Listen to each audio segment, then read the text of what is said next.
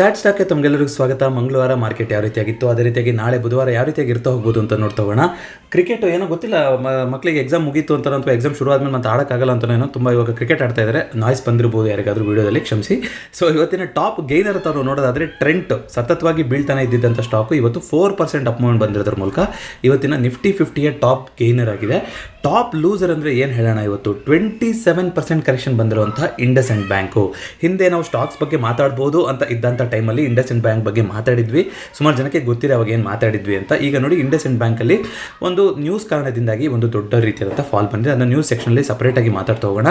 But ಇವತ್ತು 27% fall ಆಗಿದ್ದಕ್ಕೆ, ಇಲ್ಲಾಂದರೆ ನಿಫ್ಟಿ ಇನ್ನೂ ಚೆನ್ನಾಗಿ ಮೇಲ್ಗಡೆ ಹೋಗಿರ್ತಿತ್ತು. ಇದು ಯಾವಾಗ, ಡಿಸ್ಪೈಟ್ ನಿನ್ನೆ US ಅಲ್ಲಿ ರಕ್ತಪಾತ, ಅಕ್ಷರಶಃ $4 ಟ್ರಿಲಿಯನ್ ಅಷ್ಟು ದುಡ್ಡು ಕೊಚ್ಕೊಂಡು ಹೋಗಿದೆ. ಆಲ್ಮೋಸ್ಟ್ ನಮ್ಮ ಈ ದೇಶ GDP ಗಿಂತ ಜಾಸ್ತಿ ಅಮೌಂಟು ಒಂದು ದಿನದಲ್ಲಿ US ಸ್ಟಾಕ್ ಮಾರ್ಕೆಟಲ್ಲಿ ನಿನ್ನೆ ಕ್ರ್ಯಾಶ್ ಆಗಿತ್ತು. ಯಾಕೆಂದರೆ ರಿಸೆಷನ್ ಅಂತ ಬಗ್ಗೆ ಕೇಳಿದಾಗ ಟ್ರಂಪ್ ಅವರು ಹಂಗೇನಿಲ್ಲ ಹಿಂಗೆ ಅಂತ ಏನೋ ಒಂದು ಮಾಹಿತಿ ಸರಿಯಾಗಿ ಕೊಡಲಿಲ್ಲ, ಸರಿಯಾಗಿ ಉತ್ತರ ಕೊಡಲಿಲ್ಲ, ರಿಸೆಷನ್ನ ತಳ್ಳಿ ಹಾಕಲೂ ಇಲ್ಲ, ಅದಕ್ಕೆ ಆಗೋದಿಲ್ಲ ಅಂತಲೂ ಹೇಳಲಿಲ್ಲ ಅಂತ ಹೇಳೋದಕ್ಕೆ ರಿಯಾಕ್ಟ್ ಮಾಡಿತ್ತು US ಮಾರ್ಕೆಟ್. ಯಾಕೆಂದರೆ ಮಾರ್ಕೆಟ್ ನೋಡಿ, ಯಾರು ಕೂಡ ಈ ಟ್ಯಾರಿಫ್ ಇದು ಅಂತೆಲ್ಲ ಮಾಡ್ತಾ ಇರ್ಬೋದು ಅವರು, ಅದು ಒಂದು ಅನ್ಸರ್ಟನಿಟಿನ ತರುತ್ತೆ. ಮಾರ್ಕೆಟ್ ಯಾವತ್ತೂ ಇಂಥ ಪಾರ್ಟಿ ಇಂಥ ವ್ಯಕ್ತಿಯಿಂದ ಅಂತ ಆ ರೀತಿ ಹೋಗೋದಿಲ್ಲ. ಅದು ಮಾರ್ಕೆಟ್ ಯಾವಾಗಲೂ ನಿಶ್ಚಿತತೆಯನ್ನು ಬಯಸುತ್ತೆ. ಅಂದರೆ ಹೇಗೆ ನಡ್ಕೊಂಡು ಹೋಗ್ತಿದೆಯಾ ಹಾಗೆ ಹೋಗ್ತಿದೆ ಮಾರ್ಕೆಟ್. ಅಂದರೆ ಯಾರು at the end of the day ಅಲ್ಲಿ ಭಾಗವಹಿಸ್ತಿರುವಂಥ ಕಂಪ್ನಿಗಳಲ್ವಾ. ಕಂಪ್ನಿಗಳಿಗೆ ಇವತ್ತು ಆಯಿತು ಏಪ್ರಿಲಿಂದ ಟ್ಯಾಕ್ಸ್ ಹಾಕ್ತೀವಿ ಕೆನಡಾ ಮೆಕ್ಸಿಕೋಗೆ ಅಂತ ಹೇಳಿ ಆಯಿತು, ಆಟೋ ಸೆಕ್ಟರ್ ಅದ್ರಿಗೆ ಸ್ಕೇಲ್ ಅಪ್ ಮಾಡ್ಕೊಳೋದು ಮತ್ತೊಂದು ಆ ರೀತಿ ರೆಡಿ ಆಗಿರ್ತಾರೆ. ಇಲ್ಲ ಬಂದ್ಬಿಟ್ಟು ನಾಳೆಯಿಂದನೇ ಅಂತ ಹೇಳ್ಬಿಟ್ರು ಅಂತಂದರೆ ಒಂದು ವಾರದಿಂದನೇ ಹಾಕ್ತೀವಿ. ಇಲ್ಲ ಚೈನಾಗೆ 10% ಅಂತ ಅಂದ್ಕೊಂಡಿರ್ತೀವಿ, ನೆಕ್ಸ್ಟ್ 20% ಮಾಡ್ತೀವಿ. ಈ ರೀತಿಯಾಗಿ ದಿನಕ್ಕೊಂದೊಂದು ಕ್ಷಣಕ್ಕೊಂದೊಂದು ಮಾಹಿತಿ ಬರ್ತಾ ಇದ್ದರೆ ಟ್ಯಾರಿಫ್ ಸಂಬಂಧವಾಗಿ ಮಾರ್ಕೆಟನ್ನು ಖಂಡಿತವಾಗ್ಲೂ ಇಷ್ಟಪಡೋದಿಲ್ಲ. ಯಾಕೆಂದರೆ ಅವ್ರದ್ದು ಬಿಸ್ನೆಸ್ಗೂ ಕೂಡ ತುಂಬ ಇಂಪ್ಯಾಕ್ಟ್ ಬೀಳ್ತಾ ಹೋಗುತ್ತಲ್ಲ. ಹಾಗಾಗಿ ಕರೆಕ್ಷನ್ ಅಂತ ಬರ್ತಾ ಹೋಗುತ್ತೆ, ಮಾರ್ಕೆಟಲ್ಲಿ ಫಾಲ್ ಆಗ್ತಾನೆ ಹೋಗುತ್ತೆ. ಸೊ ಇಂಡಸ್ಇಂಡ್ ಬ್ಯಾಂಕ್ 27% ಕರೆಕ್ಷನ್ ಬಂದಿದೆ, ಅದೇ ಇವತ್ತಿನ ಟಾಪ್ ಲೂಸರ್ ಅಂತ ಹೇಳ್ತಾ ಹೋಗ್ಬೋದು. ಬ್ಯಾಂಕ್ ನಿಫ್ಟಿ ಸ್ವಲ್ಪ ಇನ್ನೂ ಕೂಡ ಫ್ಲಾಟಲ್ಲೇ ಇದೆ. IT ಆಟೋನು ಕೂಡ ಮಿಕ್ಸ್ ಸೆಂಟಿಮೆಂಟಲ್ಲೇ ಇದೆ. ನಿಫ್ಟಿ ನೆಕ್ಸ್ಟ್ 15ನಲ್ಲಿ ಅಂತ ನಾವು ನೋಡ್ತಾ ಬರೋದಾದರೆ ಇವತ್ತು DLF ಇಲ್ಲ ಲೋಧಾ ಗ್ರೂಪ್ 5% ಅಪ್ ಮೂವ್ಮೆಂಟ್ ಬಂದಿದೆ. ರಿಯಲ್ ಎಸ್ಟೇಟ್ ಬಗ್ಗೆ ಒಂದು ನ್ಯೂಸ್ ಕೂಡ ಇದೆ, ಲಾಸ್ಟಿಗೆ ಕವರ್ ಮಾಡ್ತೀನಿ. ಅದೇ ರೀತಿಯಾಗಿ ಝೊಮ್ಯಾಟೊ ಇಲ್ಲ ಬಜಾಜ್ ಹೋಲ್ಡಿಂಗ್ಸ್ 2% ಕರೆಕ್ಷನ್ ಬಂದಿರೋ ಮೂಲಕ ಅದು ಇವತ್ತಿನ ಟಾಪ್ ಲೂಸರ್ ಆಗಿದೆ. ಸೊ ಯಾವ ರೀತಿಯಾಗಿತ್ತು ಮಾರ್ಕೆಟ್ ಅಂತ ನೋಡ್ತಾ ಹೋದರೆ, ನಿನ್ನೆ ಏನಂತ ಮಾತಾಡಿದ್ವಿ ನೋಡಿ, ನಿಫ್ಟಿ ಈ ವಾರದ ಎಕ್ಸ್ಪೈರಿ ಬರೋಷ್ಟೊತ್ತಿಗೆ ಈ ರೇಂಜನ್ನು ಈ ಬಿಟ್ಟು ಹೋಗೋ ಥರ ಎಕ್ಸ್ಪೈರಿ ಆಗ್ಬೋದು, ಬಟ್ ಅಲ್ಲಿ ತನಕ ಇದ್ರೊಳಗಡೆ ಉಳ್ಕೊಳ್ಳೋಂಥ ರೇಂಜ್ ಆಗ್ಬೋದು ಅಂತ ಮಾತಾಡಿದ್ವಿ. ಅಂದರೆ ಸರಿಸುಮಾರು 22,200 22,700 ಈ 500 ಪಾಯಿಂಟ್ಸ್ ಅಂತ ನಿನ್ನೆ ಮಾತಾಡಿದ್ವಿ. ಇವತ್ತು ಟಿಪಿಕಲ್ ಒಂದು ಇಂಟರ್ನಲ್ ಕ್ಯಾಂಡಲ್ ಸೆಟಪ್ ಆಯಿತು. ಅದ್ರ ಇವತ್ತು ಏನಾಯಿತು, ಗ್ಯಾಪ್ ಡೌನ್ ಓಪನಿಂಗ್ ಆಗಿ ಒಂದು ಒಳ್ಳೆ ರೀತಿಯಂತ ರಿಕವರಿ ಬಂತು. ಇಂಡಸ್ಇಂಡ್ ಬ್ಯಾಂಕ್ ಇವತ್ತೇನಾದ್ರು ಅಷ್ಟು ಬಿದ್ದಿರಲಿಲ್ಲ ಅಂದಿದ್ದರೆ ಖಂಡಿತವಾಗ್ಲೂ ನಿಫ್ಟಿ 22,500 ಮೇಲ್ಗಡೆ ಕ್ಲೋಸಿಂಗ್ ಕೊಡ್ತಿತ್ತೇನೋ. ಬಟ್ ನಿಫ್ಟಿಗೆ ಬ್ಯಾಂಕ್ ನಿಫ್ಟಿಗೆ ಎರಡಕ್ಕೂ ಕೂಡ ಇವತ್ತು ಇಂಡಸ್ಇಂಡ್ ಬ್ಯಾಂಕು ಡ್ರ್ಯಾಗ್ ಮಾಡಿದೆ. ಬ್ಯಾಂಕ್ ನಿಫ್ಟಿಗಂತೂ ಖಂಡಿತ ಡ್ರ್ಯಾಗ್ ಮಾಡಿರುತ್ತೆ. ಯಾಕೆಂದರೆ ಇರೋ 12-13 ಸ್ಟಾಕಲ್ಲಿ ಅದರದ್ದು ಕಾಂಟ್ರಿಬ್ಯೂಷನ್ ಜಾಸ್ತಿ ಇರುತ್ತೆ. ನಿಫ್ಟಿನ 50 ಕಂಪ್ನಿಗಳಿದೆ, ಹಾಗಾಗಿ ದಟ್ಸ್ ಓಕೆ. ಬಟ್ ನೀವು ನೋಡೋದಾದರೆ ಓವರ್ ಆಲ್ ಇವತ್ತು ಓಪನಿಂಗ್ ಆದಾಗಿಂದನೂ ಮಾರ್ಕೆಟ್ ಮೇಲ್ಗಡೆನೇ ಹೋಯಿತು, ಎಲ್ಲೂ ಕೂಡ ಒಂದು ವೀಕ್ನೆಸ್ನ ತೋರಿಸಿಲ್ಲ. ಇವತ್ತು ತಪ್ಪಿ ಏನಾದ್ರು 22,560 ಈ ಝೋನ್ ಇದೆಯಲ್ಲ, ಇದ್ರ ಮೇಲ್ಗಡೆ ಕ್ಲೋಸಿಂಗ್ ಕೊಟ್ಬಿಟ್ಟಿತ್ತು ಅಂತಂದರೆ ಒಳ್ಳೆ ರೀತಿಯಂಥ ಸಪೋರ್ಟ್ ಬಂದಿದೆ. ಇಲ್ಲಿ ತಿರ್ಗಾ 22,800 ಕಡೆಗೆ ಖಂಡಿತವಾಗಿ ಅಟೆಂಡ್ ಮಾಡೋಕ್ಕೆ ಹೋಗ್ತಿದೆ ಮಾರ್ಕೆಟ್ ಅಂತ ನಾವು ಮಾತಾಡ್ಬೋದಾಯಿತು. ಬಟ್ ಇವತ್ತು ಅದೇ ಲಾಸ್ಟ್ ಮೂಮೆಂಟಲ್ಲಿ ಆ ಒಂದು ಪುಷ್ ಕಾಣಿಸ್ಲಿಲ್ಲ. 22,500 ಮೇಲ್ಗಡೆ ಕ್ಲೋಸಿಂಗ್ ಕೊಡೋಕ್ಕೆ ಆಗಿಲ್ಲ. ಸೊ ನಾಳೆ ಇನ್ ಕೇಸ್ ಏನಾದರೂ ಈ ಝೋನ್ನ ಮತ್ತೆ ಅಟೆಂಡ್ ಮಾಡಿ ಮೇಲ್ಗಡೆ ಹೋಯಿತು ಅಂದರೆ 22,600 ಈ ಲೆವೆಲ್ನ ಕ್ರಾಸ್ ಮಾಡಿ ಹೋಯಿತು ಅಂದರೆ ಮಾರ್ಕೆಟ್ ತಿರ್ಗಾ 22,800 ಕಡೆಗೆ ಅಟೆಂಡ್ ಮಾಡ್ತಾ ಇದೆ ಅಂತ ಅನ್ಕೊಂತ ಹೋಗ್ಬೋದು. ನೋಡೋಣ ಯಾವ ರೀತಿಯಾಗಿ ರಿಯಾಕ್ಟ್ ಆಗುತ್ತೆ ಅಂತ. ಇಲ್ಲ ಇಲ್ಲಿ ಮತ್ತೆ ಇಲ್ಲಿ ಗ್ಯಾಪ್ ಡೌನ್ ಓಪನಿಂಗ್ ಆಯಿತು, ಮತ್ತೊಂದು ಆಯಿತು ಅಂದರೆ ನೋಡಿ, ಈಗ ಇನ್ನೂ ಆ ಇಂಟರ್ನಲ್ ಕ್ಯಾಂಡಲ್ ಸೆಟಪ್ ರೇಂಜನ್ನೇ ಅಂತ ಅನ್ಕೋಬೇಕು ನಾವು. ಎಕ್ಸ್ಪೈರಿ ಅಷ್ಟೊತ್ತಿಗೆ ಈ ರೇಂಜನ್ನ ಬಿಟ್ಟು ಹೋಗುತ್ತೆ ಅಂತ ಸ್ವಲ್ಪ ಟ್ರಿಕ್ಕಿ ಆಗಿರುತ್ತೆ ಈ ಝೋನ್ ಉಳ್ಕೊಂತು ಅಂದರೆ. ಈ ಝೋನ್ನ ಬಿಟ್ಟು ಹೋಯಿತು ಅಥವಾ ಈ ಝೋನ್ನ ಕೆಳಗಡೆ ಬಂತು ಅಂದರೆ ಆಗ ಒಂದು ಅಗ್ರೆಸಿವ್ ಆಗಿರುವಂಥ ಟ್ರೇಡ್ ಬರೋ ಸಾಧ್ಯತೆ ಇದೆ. ಹೋಪ್ಫುಲಿ ಅದು ಈ ಎಕ್ಸ್ಪೈರಿಗೆ ಆಗುತ್ತೆ ಅಂತ ನಂಗೆ ಅನಿಸ್ತಾ ಇದೆ. ನೋಡೋಣಂತೆ. ತಿರ್ಗಾ ಇವತ್ತಿನ ಲೋ ಎಲ್ಲ ಏನಾದ್ರು ಟೆಸ್ಟ್ ಆಗಿ ಬಂತು, ಆ ಥರ ಏನಾದ್ರು ಗ್ಯಾಪ್ ಡೌನ್ ಓಪನಿಂಗ್ ಆಯಿತು ಅಂದರೆ ಖಂಡಿತ ಮಾರ್ಕೆಟು ವೀಕ್ ಅಂತ. ಸೊ ಎಲ್ಲಿ ಓಪನ್ ಆಗುತ್ತೆ ಅನ್ನೋದ್ರ ಮೇಲೆ ಸುಮಾರು ವಿಚಾರ ನಿರ್ಧಾರ ಆಗುತ್ತೆ. ಅದನ್ನ ನೋಡಿ ನಾವು ಪ್ಲಾನ್ ಮಾಡ್ತಾ ಹೋಗಬೇಕು. ಬ್ಯಾಂಕ್ ನಿಫ್ಟಿ ಖಂಡಿತ ಇವತ್ತು ಕೆಳಗಡೆ ಬಂದಿದೆ. ಈ ಲೆವೆಲ್ನ ಬಿಟ್ಟು ಕೊಡಬಾರ್ದು ಅಂತ ಏನು ಮಾತಾಡಿದ್ವಿ ಅದೇ ಆಗೋಗಿದೆ. ಆದರೆ ಇದು ಅಡ್ಗೋಡೆ ಮೇಲೆ ದೀಪ ಇಟ್ಟಂಗೆ ಆಗಿದೆ. ಇವಾಗ ಬಂದಿರೋದು ಡೋಜಿ ಲೆವೆಲ್ಲು ಅಲ್ಲೇ ಇದೆ ಅಲ್ವಾ. ಸೊ ನಾಳೆ ಏನಾದರೂ ರಿಕವರಿ ಆಗಲಿಲ್ಲ, ಇದು ಕೆಳಗಡೆ ಬರ್ತೋಯ್ತು ಅಂತಂದರೆ ಖಂಡಿತ ನಿಫ್ಟಿನೂ ಕೂಡ ಅವಾಗ ಡ್ರ್ಯಾಗ್ ಮಾಡಿಸ್ಕೊಂಡೇ ಕೆಳಗಡೆ ಬರುತ್ತೆ. ಗೊತ್ತಿಲ್ಲ, ಈ ಇಂಡಸ್ಇಂಡ್ ಬ್ಯಾಂಕ್ ಇವತ್ತು ಮಾತಾಡ್ತಾ ಇದ್ದಿದ್ದು ಕೇಳ್ತಾ ಇದ್ದೆ, ಅವ್ರದ್ದು MD ಮತ್ತು CEO ನ್ಯೂಸ್ ಸೆಕ್ಷನಲ್ಲಿ ಕವರ್ ಮಾಡ್ತೀನಿ ನಾನು. ಸೊ ಇದರಿಂದ ಏನಾದ್ರು ಬೇರೆ ಬ್ಯಾಂಕ್ಗಳನ್ನು ಎಳ್ಕೊಂಡು ಬಂದ್ಬಿಡುತ್ತಾ ಅನ್ನೋ ಥರ ಇತ್ತು ಅವ್ರ ಕಾಮೆಂಟ್ರಿ ಕೇಳಿದ್ದು ನೋಡಿದ್ರೆ. ಹಾಗಾಗಿ ಸ್ವಲ್ಪ ಬ್ಯಾಂಕ್ ನಿಫ್ಟಿ ಸ್ವಲ್ಪ ಒಂದು ಒಳ್ಳೆ ರೀತಿಯಂಥ ಆಪ್ಟಿಮಿಸಮ್ನ ತೋರಿಸ್ತಾ ಇಲ್ಲ ಇವಾಗ. ನೋಡೋಣ, ಏನಾದರೂ ಮಧ್ಯದಲ್ಲಿ ಇವತ್ತು ಪ್ರಮೋಟರ್ಗಳು ಮಾತಾಡಿದರು ಟಿವಿನಲ್ಲಿ, MD CEO ಅವರು ಕೂಡ ಮಾತಾಡಿದ್ದಾರೆ. ಇದೆಲ್ಲದರಿಂದ ಏನಾದ್ರು ನಾಳೆ ಸೆಂಟಿಮೆಂಟ್ ಚೇಂಜ್ ಆಗುತ್ತೆ ಏನು ಕತೆ ಅನ್ನೋದನ್ನು ನೋಡ್ತಾ ಹೋಗೋಣಂತೆ. ಇವತ್ತು ಸೆನ್ಸೆಕ್ಸ್ ಎಕ್ಸ್ಪೈರಿ ಇತ್ತು, ಬಟ್ ಕ್ಷಮಿಸಿ ನನ್ನ ಮನೆಗೆ ಮರ್ತೇ ಹೋಗುತ್ತೆ ಮಂಗಳವಾರ ಸೆನ್ಸೆಕ್ಸ್ ಎಕ್ಸ್ಪೈರಿ ಅಂತ. ನಾನು ಏನೂ ಟ್ರ್ಯಾಕ್ ಮಾಡೋಕ್ಕೆ ಹೋಗಿಲ್ಲ. ಬಟ್ ಆ್ಯಸ್ ಯೂಶುವಲ್ ಏನು ಮಾತಾಡಿದ್ವು ನಿನ್ನೆ, ಈ ಝೋನ್ ಒಳಗಡೆ ಮುಗಿಯುವಂಥದ್ದಾಗುತ್ತೆ ಅಂತ. ಇವತ್ತು ನೋಡಿ ಯಾರಿಗಾದರೂ ಓಪನಿಂಗಲ್ಲೇ ಒಂದು ಗ್ಯಾಪ್ ಡೌನ್ ಓಪನಿಂಗ್ ಆಯಿತು ಅಂತ ನೀವು ಸೆಲ್ ಮಾಡಿದರೂ ಕೂಡ ಈ ಝೋನು ಅಥವಾ ಅದ್ರ ಮೇಲ್ಗಡೆದು ಕೊನೆ ತನಕ ನಿಮಗೆ ಸೇಫಾಗೇ ಇರುತ್ತೆ. ಬಟ್ ಏನಾಗಿರುತ್ತೆ ಆ ಟೈಮಲ್ಲಿ ಅಷ್ಟೊಂದು ದೊಡ್ಡ ಗ್ಯಾಪ್ ಡೌನ್ ಆದಾಗ ಪ್ರೀಮಿಯಮ್ಗಳು ಆಲ್ರೆಡಿ ಅಲ್ಲಿ ಗ್ಯಾಪಲ್ಲೇ ತಿಂದೋಗ್ಬಿಟ್ಟಿರುತ್ತೆ. ಸೊ ಕೆಳಗಡೆಯಿಂದ ಬಾಟಮ್ ಔಟ್ ಮಾಡೋದು ಅಷ್ಟು ಎಲ್ಲರೂ ಮಾಡಲಿಕ್ಕೆ ಸಾಧ್ಯ ಇಲ್ಲದೇ ಇರ್ಬೋದು. But at least out of the money as usual ಏನೋ ಸ್ಟ್ರಾಂಗಲ್ಗಳನ್ನ ಮಾಡೋದು, ಕೊನೆಗೆ ಸ್ಟಾರ್ಟೆಲ್ಲ ಕನ್ವರ್ಟ್ ಮಾಡೋದು ಯಾರು ಮಾಡಿದರೆ ಅಂದರೆ ಓಕೆ ಕರೆಕ್ಟಾಗಿ ಈ ರೇಂಜಲ್ಲಿ ಬಂದು ಕ್ಲೋಸಿಂಗ್ ಆಗಿದೆ, ಆ ರೀತಿಯಾಗಿ ಮುಗಿಸ್ಕೊಂಡಿದ್ದಾರೆ ಸೆನ್ಸೆಕ್ಸಲ್ಲಿ. ಬಟ್ ನಾನು ಇವತ್ತು ಸೆನ್ಸೆಕ್ಸ್ ನೋಡೇ ಇರಲಿಲ್ಲ, ಸೊ ಕ್ಷಮಿಸಿ. ಅದೇ ರೀತಿಯಾಗಿ ಓವರಾಲ್ ನೋಡ್ತಾ ಬರೋದಾದರೆ ಯಾವುದು ಕಮೋಡಿಟಿ ಅದನ್ನೆಲ್ಲ ಒಂದು ಸ್ವಲ್ಪ ಮಾತಾಡೋಣಂತೆ. ಅದಕ್ಕಿಂತ ಮುಂಚೆ ಇಂಡಿಯಾ ವಿಕ್ಸ್ ಏನಾಗಿದೆ ನೋಡೋಣ. ಇಂಡಿಯಾ ವಿಕ್ಸು ಇವತ್ತು ನೋಡಿ ಆಲ್ಮೋಸ್ಟ್ 14ವರೆಗೆ ಹೋಗಿದ್ದು ಕೊನೆಗೆ ಸ್ವಲ್ಪ ಕೆಳಗಡೆ ಬಂದಿದೆ. ಸೊ 14 ಮೇಲ್ಗಡೆ 2 ದಿನ ಕ್ಲೋಸಿಂಗ್ ಆಗ್ತಿರೋಂಥದ್ದು. ಇದು ಮಾರ್ಕೆಟು ತುಂಬ ಈಸಿಯಾಗಿ ಮೇಲ್ಗಡೆ ಹೋಗುತ್ತೆ ಅನ್ನೋ ಸೆಂಟಿಮೆಂಟ್ ಇಲ್ಲ ಅನ್ನೋದು ತೋರಿಸ್ತಾ ಇದೆ. ಅಪ್ಪಿತಪ್ಪಿ 13 ಆ ಝೋನ್ ಹತ್ತಿರ ಬಂತು ಅಂದರೆ ಮಾರ್ಕೆಟು ಆರಾಮಾಗಿ ಶಾರ್ಟ್ ಕವರಿಂಗ್ ತಗೋಬೋದು. ಅಂದರೆ ನಿಫ್ಟಿ ರೆಡಿ ಇದೆ ಅಂತ ನಿಮ್ಗೆ ಅನಿಸ್ತಿರ್ಬೋದು, ಆದರೆ ಬ್ಯಾಂಕ್ ನಿಫ್ಟಿನಲ್ಲಾಗಲಿ IT-ನಲ್ಲಾಗಲಿ ಆ ಒಂದು ಸಪೋರ್ಟ್ ಕಾಣಿಸ್ತು. ಯಾಕೆಂದರೆ ನ್ಯಾಸ್ಡ್ಯಾಕ್ ನೆನ್ನೆ ಸಿಕ್ಕಾಪಟ್ಟೆ ಬಿದ್ದಿದೆ, 4% ಬಿದ್ದಿದೆ ನ್ಯಾಸ್ಡ್ಯಾಕ್. ಲಾಸ್ಟ್ ಇಯರ್ ಸೆಪ್ಟೆಂಬರಿಂದ ಆ ರೀತಿ ಫಾಲ್ ಆಗಿರಲಿಲ್ಲ ನ್ಯಾಸ್ಡ್ಯಾಕಲ್ಲಿ. ಹಾಗಾಗಿ ಟೆಕ್ನಾಲಜಿ ಎಲ್ಲ ಡೈರೆಕ್ಟಾಗಿ US ಡಿಪೆಂಡೆಂಟೇ, ಬೇರೆ ಯಾವ ಸೆಕ್ಟರ್ ಡಿಪೆಂಡೆಂಟ್ ಇಲ್ಲ ಅಂದರೂ ಅದಂತೂ ಕಂಪ್ಲೀಟ್ ಡಿಪೆಂಡೆಂಟು. ಹಾಗೆ ಸ್ವಲ್ಪ ನೋಡಿಕೊಂಡು ಹುಷಾರಾಗಿರಿ. ನಾಳೆ ಇವತ್ತು ಏನಾಗುತ್ತೆ US ಮಾರ್ಕೆಟು ಗೊತ್ತಿಲ್ಲ, ಬಟ್ ನಾವು ಇದನ್ನು ನೋಡ್ಕೊಂಡಲ್ಲ, ನಮ್ದು ಏನಾಗ್ತಾ ಇದೆ ನಾವು ನೋಡ್ಕೋಬೇಕು. ಬಟ್ ಆ್ಯಸ್ ಯೂಶುವಲ್ ನಿಫ್ಟಿ ಇವತ್ತು ಆ ಕ್ಲೋಸಿಂಗ್ ಕೊಡೋಕ್ಕಾಗಿಲ್ಲ, ಬ್ಯಾಂಕ್ ನಿಫ್ಟಿ ಸ್ಟ್ರಾಂಗಾಗಿ ಕಾಣಿಸ್ತಾ ಇಲ್ಲ. ಹಾಗಾಗಿ ಏಕ್ದಮ್ ಈಸಿಯಾಗಿ ಶಾರ್ಟ್ ಕವರಿಂಗ್ ಬರುತ್ತೆ ಅನ್ನೋ ಎಕ್ಸ್ಪೆಕ್ಟೇಷನ್ ಕೂಡ ಕಾಣಿಸ್ತಾ ಇಲ್ಲ. ಸೊ ಗೋಲ್ಡ್ ಏನಾಗಿದೆ, ಗೋಲ್ಡ್ ಈಗಲೂ ಕೂಡ ಆಲ್ ಟೈಮ್ ಹೈ ಅಲ್ಲೇ ಇದೆ ನೋಡಿ. ತಣ್ಣಗೆ ಆಗ್ತಾನೆ ಇಲ್ಲ ಗೋಲ್ಡ್. ಫೆಬ್ರವರಿಲಿ ಮಾಡಿದಂಥ ಹೈ ಈಗಲೂ ಕೂಡ ಅಲ್ಲೇ ಇದೆ. ಗೋಲ್ಡ್ ಜ್ಯುವೆಲರೀಸು ವ್ಯಾಪಾರ ಜಾಸ್ತಿ ಆಗ್ತಾ ಇಲ್ಲ ಅಂತ ಕಮೆಂಟ್ ಹಾಕಿದ್ರು. ನಾನು ವ್ಯಾಪಾರ ಆಗ್ತಲೇ ಇದ್ದ ಅಂತ ನೋಡಿದಾಗಲೇ ಇಷ್ಟು ಜನ ಇರ್ತಾರೆ, ನಿಮ್ಮ ವ್ಯಾಪಾರ ಚೆನ್ನಾಗಿ ಆಗ್ತಿದ್ರೆ ಎಷ್ಟು ಜನ ಇರ್ಬೋದು ಅಂತ. ಯಾಕೆಂದರೆ ನಾನು ಹೋಗಿದ್ದು ಯಾವಾಗ ಡಿಸೆಂಬರಲ್ಲಿ ಬಿಡಿ ಅವಾಗ. But that was A best time actually. December ಟೈಮಲ್ಲಿ ಎಷ್ಟು ಬೇಗ ಎಲ್ಲಿಂದ ಎಲ್ಲಿಗೆ ಹೋಯ್ತು ಅಂತ ನೋಡಿ. ಡಿಸೆಂಬರ್ 25, 26 ಆ ಟೈಮಲ್ಲಿ ಕ್ರಿಸ್ಮಸ್ ಟೈಮಲ್ಲಿ ರಜೆ ಇತ್ತಲ್ಲ, ಆ ಟೈಮಲ್ಲಿ ಈ ಎಕ್ಸಾಕ್ಟ್ ಈ ಬಾರಲ್ಲಿ ಇಲ್ಲೆಲ್ಲೋ ಇದ್ದಾಗ ಆ ವೀಕಲ್ಲಿ ಪರ್ಚೇಸ್ ಮಾಡಿದ್ದು. ಈಗ ನೋಡಿ ಎಲ್ಲಿಗೆ ಹೋಯ್ತು ಗೋಲ್ಡು. ಸೊ ಇವಾಗ ಯಾರೋ 10 years ಡೇಟನ್ನು ಕೂಡ ಶೇರ್ ಮಾಡ್ತಾಯಿದ್ರು ನನ್ನ ಹತ್ರ. ಲಾಸ್ಟ್ 10 yearsಲ್ಲಿ ಗೋಲ್ಡ್ ರಿಟರ್ನ್ಸ್ ಎಷ್ಟು ಕೊಟ್ಟಿದೆ, ಸಿಲ್ವರ್ ರಿಟರ್ನ್ ಎಷ್ಟು ಕೊಟ್ಟಿದೆ, ನಿಫ್ಟಿ ರಿಟರ್ನ್ ಎಷ್ಟು ಕೊಟ್ಟಿದೆ ಅಂದರೆ ಸಿಲ್ವರು ಗೋಲ್ಡು ಲಾಸ್ಟ್ 10 year ಕಂಪ್ಯಾರಿಸನಲ್ಲಿ ನಿಫ್ಟಿನ ಬೀಟ್ ಮಾಡಿಬಿಟ್ಟಿದೆ. ಹೀಗೆ ಇರುತ್ತಾ ಲಾಂಗ್ ಟರ್ಮಲ್ಲಿ ಇಲ್ಲ. ಬಟ್ ಇವಾಗ ಆಗ್ತಿರುವಂಥ ಅನಿಶ್ಚಿತತೆ, ಒಂದಾದ್ಮೇಲೆ ಒಂದು ಯುದ್ಧ ಅಂತ, ಫಸ್ಟ್ ಕೋವಿಡ್ ಬಂತು, ಕೋವಿಡ್ ಆದಮೇಲೆ ಯುದ್ಧ ಅಂತ ಬಂತು, ಮತ್ತೊಂದು ಯುದ್ಧ ಅಂತ ಬಂತು, ಈಗ ಟ್ಯಾರಿಫ್ ಅಂತ ಬಂತು, ಈ ರೀತಿಯಾಗಿ ನಿಲ್ತಾನೆ ಇಲ್ವಲ್ಲ. ಸೊ ಗೋಲ್ಡು ತನ್ನ ಬೆಲೆನ ಸ್ಥಾಪಿಸ್ಕೊತಾನೆ ಇದೆ. ಯಾಕೆಂದರೆ ಡಾಲರಿಗೆ ಸಮನಾಗಿ ನಿಲ್ಲುವಂಥ ಯಾವ್ದಾದ್ರು ಒಂದು ಅಸೆಟ್ಟು ಕಮೋಡಿಟಿ ಬೇರೆ ದೇಶಗಳು ಪ್ಲ್ಯಾನ್ ಮಾಡ್ಬೋದು ಅಂದರೆ ಅದು ಗೋಲ್ಡು. ಹಾಗಾಗಿ ಆವಾಗಲೂ ಹೇಳಿದ್ದೀನಿ, ಇವತ್ತು ಹೇಳ್ತಾ ಇದ್ದೀನಿ, ಲಾಂಗ್ ಟರ್ಮಲ್ಲಿ ಯಾರಾದರೂ ಗೋಲ್ಡ್ ಹೋಲ್ಡ್ ಮಾಡಿದರೆ ದಯವಿಟ್ಟು ಹೋಲ್ಡ್ ಮಾಡಿ, ಫ್ರೆಶ್ ಬೈಂಗಿಗೆ ಸ್ವಲ್ಪ ವೆಯ್ಟ್ ಮಾಡಿ. ಅದೇ ರೀತಿಯಾಗಿ ಸಿಲ್ವರ್ದು ಸೇಮ್ ಆ್ಯಸ್ ಯೂಶುವಲ್ 1 ಲಕ್ಷ ಮುರಿಲೋ ಬಿಡ್ಲೋ ಅಂತ ಕಾಯೋ ಥರ ಕಾಣಿಸ್ತಾ ಇದೆ. ನೋಡೋಣ ಯಾವಾಗುತ್ತೆ ಅಂತ. ಇವತ್ತು ಇದನ್ನೆಲ್ಲ ಕವರ್ ಮಾಡ್ಕೊಂಡು ಆಮೇಲೆ ಹೋಗೋಣ. ಕ್ರೂಡು ನೋಡಿ ನೆನ್ನೆ ಒಂದು ಒಳ್ಳೆ ಅಟೆಂಪ್ಟ್ ಮಾಡಿತ್ತು, 5,900 ತನಕ ಹೋಗಿತ್ತು.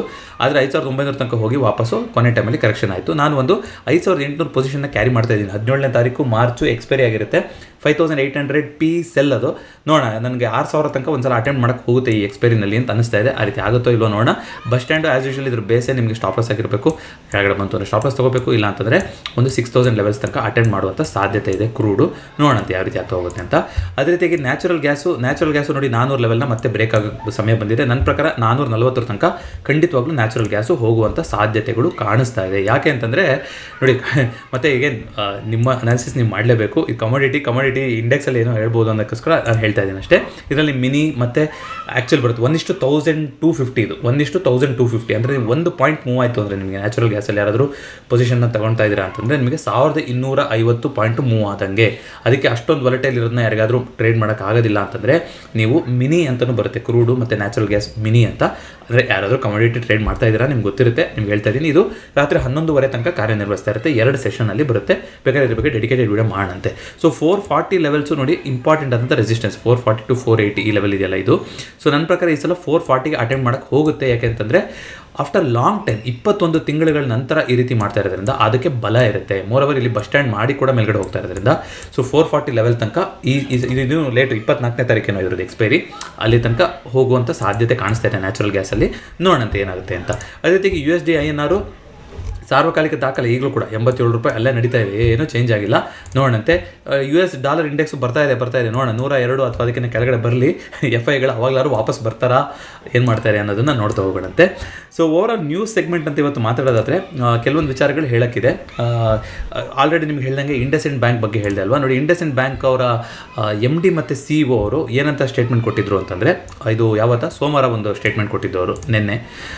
RBIಗೆ ಮೋಸ್ಟ್ಲಿ ನನ್ನ ಮೇಲೆ ನಂಬಿಕೆ ಇಲ್ಲ ಅನಿಸುತ್ತೆ ನನ್ನ ಲೀಡರ್ಶಿಪ್ ಮೇಲೆ. ಅದಕ್ಕೆ ಇವ್ರದ್ದು ಏನಾಗಿದೆ, ಏನು ಪ್ರಾಬ್ಲಮ್ ಆಯಿತು ಇಂಡಸ್ಇಂಡ್ ಬ್ಯಾಂಕಿಂದು ಅಂತಂದರೆ, ಬ್ಯಾಂಕಿಂದ ಅಂತಲೂ ಅವ್ರದ್ದು ಡೆರಿವೇಟಿವ್ ಪೋರ್ಟ್ಫೋಲಿಯೋ ರೀತಿ ಎಲ್ಲ ಮೇಂಟೈನ್ ಮಾಡ್ತಾ ಇರ್ತಾರಲ್ವ, ಅಲ್ಲಿ ಅನ್ಹೆಡ್ಜ್ ಪೊಸಿಷನ್ನ ತೊಗೊಂಡ್ಬಿಟ್ಟಿದ್ದಾರಂತೆ. ಅದರಿಂದ ಆಗಿರುವಂಥ ಡಿಸ್ಕ್ರಿಪೆನ್ಸಿನ ಇವರು ಬ್ಯಾಂಕ್ ಬುಕ್ಸಲ್ಲಿ ತೋರಿಸಿಲ್ಲ ಸರಿಯಾಗಿ. ಇದರಿಂದ ಏನಾಗಿದೆ, ಇವಾಗ ಬ್ಯಾಂಕಿನ 2.35% ಆಫ್ ಬ್ಯಾಂಕಿನ ಏನು ಓವರಾಲ್ ಒಂದು ಟರ್ನ್ ಓವರ್ ಅಂತ ಏನಿರುತ್ತೋ ಅಷ್ಟು ಇಂಪ್ಯಾಕ್ಟ್ ಬಿದ್ದಿದೆ, ಅಷ್ಟು ದೊಡ್ಡ ಒಂದು ಲೆಕ್ಕಾಚಾರ ಆಚೆ ಈಚೆ ಆಗಿದೆ, ಅದಕ್ಕೆ ಆಡಿಟ್ ಆಗಬೇಕು ಅಂತ ಸುದ್ದಿ ಬಂತು. ಸೊ ಇದು ಬರ್ತಿದ್ದಂಗೆ ಏನಾಗುತ್ತೆ, ಪ್ರಮೋಟರ್ಗಳಿಗೆ ಆತಂಕ, ಇನ್ವೆಸ್ಟರ್ಸ್ಗಳಿಗೆ ಆತಂಕ. ಆಲ್ರೆಡಿ ಸ್ಟಾಕು 52 ವೀಕ್ ಲೋವಲ್ಲಿ ನಡೀತಾ ಇತ್ತು. ಈಗ ತಿರ್ಗಾ ಇನ್ನೊಂದು 52 ವೀಕ್ ಅಲ್ಲ, ಅದು ಯಾವುದೋ ಕಮೆಂಟ್ ಆಗ್ತಾ ಇರ್ತಾರಲ್ಲ, 104 ವೀಕ್ ಲೋ ತೋರಿಸೋಂಗಿಲ್ಲ, ಚಾರ್ಟ್ ಇಲ್ಲ ಅಂದರೆ ತೋರಿಸ್ತಾ ಇದೆ, ಅಲ್ಲಿ ತನಕ ಹೋಗಿದೆ. ಬಟ್ ಕೆಲವೊಂದು ಸಲ ಈಗ ಎಜುಕೇಷನ್ ಕಂಟೆಂಟ್ ಅಂದ್ರೂ ಕೂಡ ಸ್ಟಾಕ್ಗಳನ್ನು ನಾವು ಮಾತಾಡಬೇಕು ಅಂತಂದರೆ 3 ಮಂತ್ಸ್ ಓಲ್ಡ್ ಡೇಟಾ ಇಟ್ಕೊಂಡು ಅದನ್ನು ನಾವು ಅನಲೈಸ್ ಮಾಡ್ತಾ ಹೋಗ್ಬೋದು. ಸೊ ಈ ಮುಂಬರುವ ದಿನಗಳಲ್ಲಿ ನಾನು ಒಂದು ಡೆಡಿಕೇಟೆಡ್ ಸೀರೀಸ್ ಮಾಡೋಣ ಅಂತ ಇದ್ದೀನಿ. ಸ್ಟಾಕ್ ಅನಾಲಿಸಿಸ್ ಯಾವ ರೀತಿ ಮಾಡೋಣ ಅಂತಂದರೆ 3 ಮಂತ್ಸ್ ಓಲ್ಡ್ ಡೇಟಾ ಇಟ್ಕೊಂಡ್ಬಿಟ್ಟು, ಕೆಲವೊಂದು ಕಂಪ್ನಿಗಳಿದೆ, ನಾನು ಸ್ಪೆಸಿಫಿಕ್ ಆಗಿ ಮಾತಾಡಬೇಕು, ಯಾಕೆಂದರೆ ಅದೇ ಥರ ಆಗುವಂಥ ಸಾಧ್ಯತೆ ಸುಮಾರು ಕಂಪ್ನಿಗಳಲ್ಲಿ ಮುಂದೆ ಆಗೋದಿದೆ. ಅದನ್ನ ನಾವು ಯಾವುದು ಅಂತ ಹೇಳೋಕ್ಕಾಗೋದಿಲ್ಲ. ಬಟ್ ಹಿಂದೆ ನೋಡಿರೋಂಥ ಒಂದು ಎಕ್ಸಾಂಪಲ್ನ ತೊಗೊಂಡು, ಯಾಕೆಂದರೆ ಸುಮಾರು ಸಲ ಎಕ್ಸಾಂಪಲ್ ಅಂತ ಬರ್ಬೇಕಾದ್ರೆ ಎಸ್ ಬ್ಯಾಂಕ್ನೇ ಕೊಡ್ತಾ ಇದ್ವಿ ಅಲ್ವಾ, ಈಗ ಇನ್ನೊಂದು ಬ್ಯಾಂಕ್ ಸಿಕ್ಕಿದೆ ನಿಮಗೆ, ಇಂಡಸ್ಇಂಡ್ ಬ್ಯಾಂಕು. ಅದೇ ರೀತಿಯಾಗಿ ಬೇರೆ ಸೆಕ್ಟರಲ್ಲೂ ಕೂಡ ಒಂದಿಷ್ಟು ಸ್ಟಾಕ್ಸ್ಗಳಿದೆ. ಅದ್ರ ಬಗ್ಗೆ ನಾನು ಸಾಧ್ಯವಾದಷ್ಟು 3 ಮಂತ್ಸ್ ಓಲ್ಡ್ ಡೇಟಾ ಇಟ್ಕೊಂಡು ಯಾಕೆ ಈ ಥರ ಆಯಿತು, ಆ್ಯಸ್ ಎನ್ ಇನ್ವೆಸ್ಟರ್ ನಾವೇನಾದರೂ ಆ ಸ್ಥಿತಿಲಿ ಇದ್ದಿದ್ದರೆ ನಾವು ಎಕ್ಸಿಟ್ ಮಾಡಬೇಕಿತ್ತಾ, ಅಥವಾ ಇಷ್ಟೊಂದು ಚೆನ್ನಾಗಿ ಹೋಗಿರೋ ಬ್ಯಾಂಕು ಕೆಳಗಡೆ ಬರ್ತಾ ಇದೆ ಅಂತ ಅಲ್ಲಿ ಆವ್ರೇಜ್ ಮಾಡ್ಕೊಳ್ಳೋದ್ರ ಬಗ್ಗೆ ನೋಡಬೇಕಿತ್ತಾ, ಯಾವ ರೀತಿಯಾಗಿ ನಾವು ಅದನ್ನ ಅನಲೈಸ್ ಮಾಡ್ಬೋದು ಅನ್ನೋದ್ರ ಬಗ್ಗೆ ಆ ರೀತಿ ಒಂದು ಮಾಡೋಂಥ ಪ್ರಯತ್ನ ಪಡ್ತೀನಿ. ಬಟ್ MD CEO ಆ ಥರ ಹೇಳಿದರು, RBI ಒಂದೇ ವರ್ಷ ಟೈಮ್ ಕೊಟ್ಟಿದೆ ನಮಗೆ, ಏನೇನಿದೆ ಅದನ್ನೆಲ್ಲ ಲೋಪದೋಷ ಸರಿಪಡಿಸ್ಕೋಬೇಕು, ಆ ರಿಟೆನ್ಷನ್ಗೆ ಒನ್ ಇಯರ್ ಟೈಮ್ ಕೊಟ್ಟಿದೆ ಅಂತ ನೆನ್ನೆ ಹೇಳಿದರು. ಇವತ್ತು ಬರೋಷ್ಟೊತ್ತಿಗೆ ಏನಾಯಿತು, ಈಗ ಎಕ್ಸ್ಟರ್ನಲ್ ಏಜೆನ್ಸಿನೇ ತೊಗೊಂಡು PwC ಅವರು ಆಡಿಟ್ ಮಾಡ್ತಾ ಇದ್ದಾರೆ ಅಂತ ಕಮೆಂಟ್ ಹಾಕಿದ್ರಿ ನೀವು. ಸೊ ಈ ಥರ ಒಂದು ಎಕ್ಸ್ಟರ್ನಲ್ ಏಜೆನ್ಸಿಯಿಂದ ಅದು ಆಡಿಟ್ ಆಗಬೇಕು ಈ ಥರ ಅಂತೆಲ್ಲ ನ್ಯೂಸ್ ಬಂತು.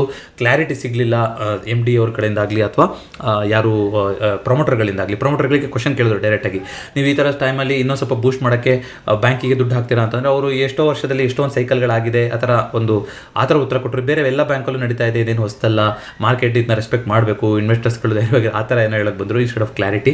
ಸೊ ಮಾರ್ಕೆಟ್ ಅದನ್ನ ಇಷ್ಟಪಡಲಿಲ್ಲ. ಸೊ ಕೆಳಗಡೆ ಬಂದು 27% ಇವತ್ತು single day highest fall IndusInd ಬ್ಯಾಂಕಲ್ಲಿ. ಸೊ ಅದೇ ರೀತಿಯಾಗಿ ಸನ್ಫಾರ್ಮಾ ಇನ್ನೊಂದು ಕಂಪ್ನಿನ US ಬೇಸ್ಡ್ ಒಂದು ಫಾರ್ಮಸ್ಯೂಟಿಕಲ್ ಕಂಪ್ನಿ ಚೆಕ್ ಪಾಯಿಂಟ್ ಅಂತ ಅದನ್ನ ಅಕ್ವೈರ್ ಮಾಡ್ಕೊಂಡಿದ್ದಾರೆ. ಇಂಡಿಯನ್ ಮಾರ್ಕೆಟಲ್ಲಿ ಮಾರ್ಕೆಟ್ ಲೀಡರ್ ಅಲ್ವಾ ಸನ್ಫಾರ್ಮಾ, ಹೈಯೆಸ್ಟ್ ಮಾರ್ಕೆಟ್ ಕ್ಯಾಪಿಟಲೈಸೇಷನ್ ಇರೋದು ಅದೇನೆ. ಇವ್ರು ನೋಡ್ಕೊಂಬರ್ತಾರೆ 2016ರಿಂದ ಅಗ್ರೆಸಿವ್ ಆಗಿ ಈ ಥರ ಅಕ್ವಿಸಿಷನ್ನ ಮಾಡ್ತಾನೆ ಇದ್ದಾರೆ. ಐ ಥಿಂಕ್ $330 ಮಿಲಿಯನ್ ಅಕ್ವಿಸಿಷನ್ ಅದು. ಸೊ ರ್ಯಾನ್ ಬ್ಯಾಕ್ಸಿ ಮಾಡಿದ್ರು ಹಿಂದೆ. ಈಗ ಚೆಕ್ ಪಾಯಿಂಟ್ ಅನ್ನೋ ಒಂದು ಕಂಪ್ನಿನ ಈಗ ಅಕ್ವೈರ್ ಮಾಡ್ಕೊಂಡಿದ್ದಾರೆ ಸನ್ಫಾರ್ಮಾದವರು. ಅದೇ ರೀತಿಯಾಗಿ ರುಪಿ ಫಾಲ್ ಆಗ್ತಾ ಇರೋದ್ರಿಂದ ನೋಡಿ, ರುಪಿ ಫಾಲ್ ಜಸ್ಟ್ ಲಾಸ್ಟ್ ಏಪ್ರಿಲಿಂದ ಇಲ್ಲಿ ತನಕ ಒಂದು 8-9 ತಿಂಗಳು, ಒಂದು ವರ್ಷದ್ದು ಅಂತ ಪೀರಿಯಡ್ ನೋಡೋದಾದ್ರೆ ನಿಮಗೆ ಸರಿಸುಮಾರು 4.9% ಅಪ್ರಿಸಿಯೇಷನ್ ಕೊಟ್ಟಿದೆ ರುಪಿ. ಅಂದರೆ ನಾನು US ಅಲ್ಲಿರುವಂಥ ಉದ್ಯೋಗಿ ಅಂತ ಅನ್ಕೋಣ, ಈ ಭಾರತದವನು ನಾನು US ಅಲ್ಲಿ ಹೋಗಿ ಕೆಲಸ ಮಾಡ್ತಾ ಇದ್ದೀನಿ, ನಾನು $1 ಸಂಪಾದನೆ ಮಾಡ್ತಾ ಇದ್ದೀನಿ ಅಂದರೆ ನನಗೆ ಲಾಸ್ಟ್ ಇಯರ್ ಆ $1ನ ರುಪಿ ಕನ್ವರ್ಟ್ ಮಾಡಿದ್ರೆ ಎಷ್ಟು ದುಡ್ಡು ಸಿಗ್ತಿತ್ತೋ ವರ್ಸಸ್ ಈಗ ಮಾಡಿದ್ರೆ ಎಷ್ಟು ಸಿಗುತ್ತೋ 5% ಹೈಕ್ ಆಗಿದೆ. ಸುಮ್ಮನೆ ಅಷ್ಟೇ ಸಂಬಳ ಇದ್ರೂ ಆಯಿತಾ. ಸೊ ಇದರಿಂದ ಏನಾಗಿದೆ, ಯಾರ್ಯಾರು NRIಗಳಿದಾರಲ್ಲ, ನಾನ್ ರೆಸಿಡೆನ್ಷಿಯಲ್ ಇಂಡಿಯನ್ಸ್ ಇದಾರಲ್ಲ, ಅವರು ಇಂಡಿಯಾದ super and ultra super luxury ಅಪಾರ್ಟ್ಮೆಂಟ್ಗಳಾಗಿರ್ಬೋದು ಅಥವಾ ರಿಯಲ್ ಎಸ್ಟೇಟ್ಗಳಾಗಿರ್ಬೋದು ಅದರಲ್ಲಿ ಹೂಡಿಕೆ ಮಾಡೋದು ಜಾಸ್ತಿ ಆಗಿದೆ ಅಂತ ಡೇಟಾ ಬಂದಿತ್ತು. ಇದನ್ನ DLF ಸಂಸ್ಥೆನೂ ಶೇರ್ ಮಾಡ್ಕೊಂಡಿತ್ತು, ಬೇರೆ ಗ್ರೂಪ್ ಅವರು ಕೂಡ ಹೇಳಿದರು. ಒಂದು 20-25% ನಾವು ಒಂದು ಹೈಕ್ನ ನೋಡ್ತಾ ಇದ್ವಿ, NRIಗಳು ಇಲ್ಲಿ ಬಂದು ಸೂಪರ್ ಲಕ್ಸುರಿ ಅಪಾರ್ಟ್ಮೆಂಟ್ಗಳನ್ನು ತೊಗೊಳೋದು ಅನ್ನೋದು. ಇದು ಹೇಗೇನು ರುಪಿ ಫಾಲ್ ಆಗಿರೋದ್ರಿಂದ ಡಾಲರ್ದೇ ಇವಾಗ ಧಮಾಕ ಆಗಿ ನಡೀತಾ ಇದೆ, ಹಾಗಾಗಿ ಈ ಒಂದು ಬೆಳವಣಿಗೆ ಆಗಿದೆ. So some of the real estate ಸ್ಟಾಕ್ಸ್ಗಳು ಇವತ್ತು ಅದಕ್ಕೆ ರಿಯಾಕ್ಟ್ ಕೂಡ ಮಾಡಿರ್ಬೋದು. ವೀಟ್ ಗೋಧಿದು ಇವಾಗ ಏನಾಗಿದೆ ಅಂತಂದರೆ, ಮಾಡಬಾರ್ದು, ನಾವು ಎಕ್ಸ್ಪೋರ್ಟ್ ಮಾಡಬಾರ್ದು, ನಾವು ಇಲ್ಲಿಗೆ ಸಾಕಾಗುತ್ತೆ ಅಂತ ಒಂದು ಸುದ್ದಿ ಬಂದಿತ್ತು, ಪಾಸ್ ಮಾಡಿದ್ರಲ್ವ ಸದ್ಯಕ್ಕೆ. ಈಗ ಅದನ್ನೇನು ಮಾಡಿದ್ದಾರೆ, ಈಗ ಪ್ರೊಡಕ್ಷನ್ ಡೇಟಾ ಬಂದಿದೆ. ಈ ವರ್ಷ ಲಾಸ್ಟ್ ಒಂದು 5-6 ವರ್ಷದಲ್ಲಿ ನೋಡೋದಾದರೆ ಅತ್ಯಂತ ಹೆಚ್ಚು ಉತ್ಪಾದನೆ ಆಗಿದೆ, ಆಯಿತಾ, ಇಳುವರಿ ಚೆನ್ನಾಗಿ ಬಂದಿದೆ. ಹಾಗಾಗಿ ಈ ಸಲ ವಾಪಸ್ಸು ಆ ಎಕ್ಸ್ಪೋರ್ಟ್ ಮೇಲಿದ್ದ ಏನು ಒಂದು ಬ್ಯಾನ್ ಇತ್ತಲ್ಲ ಅದನ್ನ ತೆರವು ಮಾಡ್ತಾರೆ. ಒಂದು ಎಕ್ಸ್ಪೋರ್ಟ್ ಯಾಕೆ ಕಮ್ಮಿ ಮಾಡೋದು ಅಂದರೆ, ನಮ್ಮ ಮೇಲೆ ಹೈಲಿ ಡಿಪೆಂಡೆಂಟ್ ಅಲ್ವಾ, ಗೋಧಿ ಎಲ್ಲರೂ ಉಪಯೋಗಿಸ್ತಾರೆ, ಇಲ್ಲಿ ಚಪಾತಿ ರೊಟ್ಟಿ ಇಲ್ಲೆಲ್ಲ ತಿನ್ನೋರು ಜಾಸ್ತಿ. ಹಾಗಾಗಿ ನಾವು ಬೇರೆಯವರಿಗೆ ಕೊಟ್ಕೊಂಡ್ಬಿಟ್ರೆ ನಮಗೆ ಸಾಕಾಗ್ದಲ್ಲಿರೋಂಥ ಸಿಚುವೇಶನ್ ಆಗಿಬಿಟ್ರೆ ವಾರಗಿರು ಎಲ್ಲ ನಡೀತಿದ್ದಾಗ ಅಂತ ಗೌರ್ಮೆಂಟ್ ಹೆಜ್ಜೆನ ಇಟ್ಟಿರ್ಬೋದು. ಈಗ ಪ್ರೊಡಕ್ಷನ್ನೇ ಜಾಸ್ತಿ ಬಂದಿರೋದ್ರಿಂದ ಮೇ ಬಿ ಇದೊಂದು ಆಪರ್ಚುನಿಟಿ ಅಂತ ಎಕ್ಸ್ಪೋರ್ಟ್ ಮಾಡೋಕ್ಕೆ ಮತ್ತೆ ಶುರು ಮಾಡ್ಬೋದು ಅಂತ. ಸೊ ಯಾರಾದರೂ ವೀಟ್ ಬೆಳೆಗಾರರಿದ್ದೀರಾ ಅಂತಂದರೆ ಎಕ್ಸ್ಪೋರ್ಟ್ ಆಗಿದ್ರೆ ಡಿಮ್ಯಾಂಡ್ ಜಾಸ್ತಿ ಆಗ್ಬೋದು. IRDA ಚೀಫು ಹೊಸದಾಗಿ ಅಪಾಯಿಂಟ್ ಆಗಬೇಕು. ಸೆಬಿ ಚೀಫ್ ಅವರು ಯಾವ ರೀತಿಯಾಗಿ ಅಪಾಯಿಂಟ್ ಆದರು, RBI ಗವರ್ನರ್ ಚೇಂಜ್ ಆದರು, ಅದೇ ರೀತಿಯಾಗಿ ಈಗ IRDA ಚೀಫ್ ಅವ್ರದ್ದು ಕೂಡ ಐ ಥಿಂಕ್ 3 ವರ್ಷ ಏನೋ ಇರುತ್ತೆ ಅವ್ರದ್ದು ಟರ್ಮು. ಈಗ ಚೇಂಜ್ ಆಗುವಂಥ ಸಮಯ ಬಂದಿದೆ, ಇನ್ನೂ ಯಾರು ಅಂತ ನಿರ್ಧಾರ ಆಗಿಲ್ಲ. 2047 ಪ್ರತಿಯೊಬ್ಬರಿಗೂ ಇನ್ಶೂರೆನ್ಸ್ ತಲುಪಬೇಕು ಅಂತ ಧ್ಯೇಯ ಇಟ್ಬಿಟ್ಟು ಹೋಗಿದ್ರು ಲಾಸ್ಟ್ IRDA ಚೀಫ್ ಇದ್ದವರು. ನೋಡೋಣ ಹೊಸದಾಗಿ ಬಂದವರು ಇನ್ನೇನೇನು ಹೊಸ ಬೆಳವಣಿಗೆನ ತರ್ತಾರೆ, ಯಾವ್ಯಾವುದು ಪ್ಲ್ಯಾನ್ಗಳನ್ನು ಪ್ರೊವೈಡ್ ಮಾಡ್ತಾರೆ ಅಂತ. ಈಗ ಸೋಷಿಯಲ್ ಸೆಕ್ಯೂರಿಟಿ ಸ್ಕೀಮ್ ಬಗ್ಗೆ ನಾನು ಹಿಂದೆ ಡೆಡಿಕೇಟೆಡ್ ವಿಡಿಯೋ ಮಾಡಿದ್ದೆ, ಉಳಿತಾಯ ಹೂಡಿಕೆ ಮಾಡೋಕ್ಕಿಂತ ಮುಂಚೆ ನೀವು ಈ ಒಂದು 2 ವಿಚಾರನ ಮಾಡಲೇಬೇಕು ಅಂತ. ಅದರಲ್ಲಿ ಪ್ರಧಾನಮಂತ್ರಿ ಜೀವನ್ ಜ್ಯೋತಿ ಬಿಮಾ ಯೋಜನೆ ಮತ್ತು ಸುರಕ್ಷಾ ಬಿಮಾ ಯೋಜನೆ ಎರಡನ್ನ ಕವರ್ ಮಾಡಿದೆ. ಯಾರಾದರೂ ಆ ವಿಡಿಯೋ ನೋಡಿಲ್ಲ ಅಂತಂದರೆ ಈ ವಿಡಿಯೋ ಎಂಡಿ ಕೊಟ್ಟಿರ್ತೀನಿ, ದಯವಿಟ್ಟು ಚೆಕ್ಔಟ್ ಮಾಡಿ. ಯಾರಾದರೂ ಇನ್ನೂ ಮಾಡಿಸಿಲ್ಲ ಅಂತಂದರೆ ಒಂದು ಕೆಲವು 12 ರೂಪಾಯಿ ಇದ್ದಿದ್ದು 20 ರೂಪಾಯಿನ ಆಯಿತು, ಇನ್ನೂ 430 ರೂಪಾಯಿ. ಒಟ್ಟಿನಲ್ಲಿ ನೀವು ವರ್ಷಕ್ಕೊಂದು 500 ರೂಪಾಯಿ ನೀವು ಭರಿಸಿದ್ರಿ ಅಂತಂದರೆ ನಿಮಗೆ life insurance accidental insurance 2 lakh ತಲಾ 2 ಸಿಗ್ತಾ ಹೋಗುತ್ತೆ. ದಯವಿಟ್ಟು ಅದನ್ನ ಯಾರಾದರೂ ಮಾಡಿಸಿಲ್ಲ ಅಂದರೆ ಮಾಡಿಸಿ. ಆನ್ಲೈನಲ್ಲಿ ಮಾಡ್ಬೋದು, ಇಲ್ಲ ನೀವು ಬ್ಯಾಂಕಿಗೆ ಹೋಗಿ ಫಾರ್ಮ್ ಕೊಡಿ ಅಂದ್ರೂ ಮಾಡ್ಬೋದು. ನಿಮ್ಮ ಸುತ್ತಮುತ್ತ ನೀವೆಲ್ಲರೂ ಟ್ರಾವೆಲ್ ಮಾಡ್ತಾ ಇರ್ತಾರಲ್ಲ, ಇವಾಗ ಅನ್ಆರ್ಗನೈಸ್ ಸೆಕ್ಟರ್ ಇದೆಯಲ್ಲ, ಇವಾಗ ಆಟೋದವ್ರು ಆಗಿರ್ಬೋದು ಅಥವಾ ಕ್ಯಾಬ್ ಡ್ರೈವರ್ಸ್ ಆಗಿರ್ಬೋದು, ಯಾರ್ಯಾರು ನೀವು ಸುತ್ತಮುತ್ತ ನೋಡ್ತಾ ಇರ್ತಾರಲ್ವ, ಅವರಿಗೆ ಖಂಡಿತ ನೀವು ಟ್ರಾವೆಲ್ ಮಾಡ್ತಿರ್ಬೇಕಾದ್ರೆ ಕೇಳಿ, ಅಟ್ಲೀಸ್ಟ್ ಈ ಥರ ಮಾಡಿಸಿದ್ದೀರಾ, ಸುರಕ್ಷಾ ಜೀವ ಇನ್ಶೂರೆನ್ಸ್ ಇದೆ, ಮಾಡಿಸಿದರೆ ಆಕ್ಸಿಡೆಂಟಲ್ ಇನ್ಶೂರೆನ್ಸ್ ಅಂತ ಸುಮಾರು ಜನಕ್ಕೆ ಹೆಲ್ಪ್ ಮಾಡ್ದಂಗೆ ಆಗ್ತಾ ಹೋಗುತ್ತೆ. ಸುಮಾರು ಜನ ಮಾಡಿಸಿದರೆ, ಬಟ್ ಕೆಲವ್ರಿಗೆ ಗೊತ್ತಿರಲ್ಲ. ಡೆಡಿಕೇಟೆಡ್ ವಿಡಿಯೋ ನೀವು ಚೆಕ್ಔಟ್ ಮಾಡ್ಬೋದು. ಜೊತೆಗೆ ಟರ್ಮ್ ಇನ್ಶೂರೆನ್ಸ್ ಯಾರಾದರೂ ಇನ್ನೂ ಮಾಡಿಸಿಲ್ಲ ಅಂತಂದರೆ ದಯವಿಟ್ಟು ಟರ್ಮ್ ಇನ್ಶೂರೆನ್ಸ್ ಮಾಡಿಸೋದ್ರ ಬಗ್ಗೆ ನೀವು ಗಮನವನ್ನು ಕೊಡಲೇಬೇಕು. ಈ ವರ್ಷದ ಒಳಗಡೆ ಮಾಡಿಸಿದ್ರೆ ನೀವು ಓಲ್ಡ್ ರೆಜಿಮಲ್ಲಿ ಇದ್ದೀರಾ ಅಂದರೆ 80C ನಿಮಗೆ ಟ್ಯಾಕ್ಸ್ ಬೆನಿಫಿಟ್ ಕೂಡ ಸಿಗ್ತಾ ಹೋಗುತ್ತೆ. ಬಟ್ ಬರೀ ಟ್ಯಾಕ್ಸ್ ಬೆನಿಫಿಟ್ಗೆ ಅಂತ ಮಾಡ್ಸೋಕೆ ಹೋಗ್ಬಿಡಿ. ನಿಮ್ಮ ಆದಾಯ ಎಷ್ಟಿದೆಯೋ ಅದರ 10 ಪಟ್ಟು ಒಂದು ಟರ್ಮ್ ಇನ್ಶೂರೆನ್ಸ್ನ ಮಾಡಿಸುವಂಥದ್ದು ಸೂಕ್ತ ನಿರ್ಧಾರ ಆಗ್ತಾ ಹೋಗುತ್ತೆ. ಇದ್ರ ಬಗ್ಗೆ ಡೆಡಿಕೇಟೆಡ್ ಆಗಿ ವಿಡಿಯೋ ಮಾಡಿದ್ದೀನಿ. ಟರ್ಮ್ ಇನ್ಶೂರೆನ್ಸ್ ತಗೋಬೇಕಾದ್ರೆ ಏನೇನು ಪಾಲಿಸಬೇಕು, ಜೊತೆಗೆ Bajaj alliance E-touch plan review ಕೂಡ ನಾನು ಡೆಡಿಕೇಟೆಡ್ ಆಗಿ ಮಾಡಿದ್ದೀನಿ. ಪ್ರತಿ ವಿಡಿಯೋದ ಕೆಳಗೆ ಒಂದು ಪಿನ್ ಕಾಮೆಂಟಲ್ಲಿ ಆ ಒಂದು ಫಾರ್ಮ್ ಬರ್ತಾ ಇರುತ್ತೆ. ಆ ಫಾರ್ಮ್ನ ಫಿಲ್ ಮಾಡಿದ್ರೆ ನಿಮಗೆ ಬಜಾಜ್ ಸಿಬ್ಬಂದಿನೇ ಕಾಂಟ್ಯಾಕ್ಟ್ ಮಾಡಿ ಟರ್ಮ್ ಇನ್ಶೂರೆನ್ಸ್ ಓಪನ್ ಮಾಡಲಿಕ್ಕೆ ಹೆಲ್ಪ್ ಮಾಡ್ತಾರೆ. ಸುಮಾರು ಜನ ಪ್ರಾಸೆಸ್ ಇನಿಷಿಯೇಟ್ ಮಾಡಿ ಇನ್ನೂ ನೀವು ಕ್ಲೋಸ್ ಮಾಡೋಕ್ಕಾಗಿಲ್ಲ ಅಂದರೆ ದಯವಿಟ್ಟು ಕ್ಲೋಸ್ ಮಾಡ್ಕೊಳ್ಳಿ. ಯಾಕಂದರೆ ನಿಮಗೆ 1 ವರ್ಷ ಹೆಚ್ಚಾದ್ರೂ ಕೂಡ 4-5% ಪ್ರೀಮಿಯಂ ಹೆಚ್ಚಾಗ್ತಾ ಹೋಗುತ್ತೆ. ಸೊ ನೀವು ಅರ್ಲಿ ಏಜಲ್ಲಿ ಮಾಡಿಸಿದ್ರೆ ನೀವು ಪೂರ 60 ವರ್ಷ ತನಕ, 65 ವರ್ಷನೋ 70 ವರ್ಷ ತನಕ ಎಲ್ಲಿ ತನಕ ನೀವು ಟರ್ಮ್ ಇನ್ಶೂರೆನ್ಸ್ ತೊಗೊತಿರೋ ಅಷ್ಟು ಪೀರಿಯಡ್ಗೆ ನಿಮಗೆ ಕಟ್ಟುವಂಥ ಪ್ರೀಮಿಯಮ್ಮು ಸೇಮ್ ಇರುತ್ತೆ. ಬಟ್ ನೀವು 1 ವರ್ಷ ಲೇಟ್ ಮಾಡ್ತಾ ಬಂದರೂ ನಿಮಗೆ 4-5% ಮಿನಿಮಮ್ಮು ಪ್ರೀಮಿಯಮ್ಮು ಜಾಸ್ತಿ ಆಗ್ತಾ ಹೋಗುತ್ತೆ. ದಯವಿಟ್ಟು ಆ ರೀತಿ ಮಾಡ್ಕೊಳಕ್ಕೆ ಹೋಗ್ಬಿಡಿ. ಇದಿಷ್ಟು ಇವತ್ತಿನ ಚಾಟ್ ಶಾಕ್ ಆಗಿತ್ತು. ವಿಡಿಯೋ ಇಷ್ಟ ಆಗಿದೆ ದಯವಿಟ್ಟು ವಿಡಿಯೋನ ಲೈಕ್ ಮಾಡಿ ಹಾಗೂ ಚಾನಲ್ಗೆ ಸಬ್ಸ್ಕ್ರೈಬ್ ಮಾಡಿ. ನಿಮ್ಮ ಸಲಹೆ ಸೂಚನೆ ಏನೇ ಇದ್ದರೂ ದಯವಿಟ್ಟು ಕಮೆಂಟ್ ಮಾಡಿ ತಿಳಿಸಿ ಮತ್ತು ಫ್ರೆಂಡ್ಸ್ ಫ್ಯಾಮಿಲಿ ಜೊತೆಗೂ ಈ ವಿಡಿಯೋಗಳನ್ನು ಶೇರ್ ಮಾಡ್ಕೊಳ್ಳಿ ಅಂತ ಕೇಳ್ಕೊತೀರಿ. ಮಾರ್ಕೆಟ್ ಮಾತುಕತೆಯಲ್ಲಿ ಮತ್ತೊಮ್ಮೆ ಭೇಟಿಯಾಗೋಣ. ಎಲ್ಲರಿಗೂ ನಮಸ್ಕಾರ.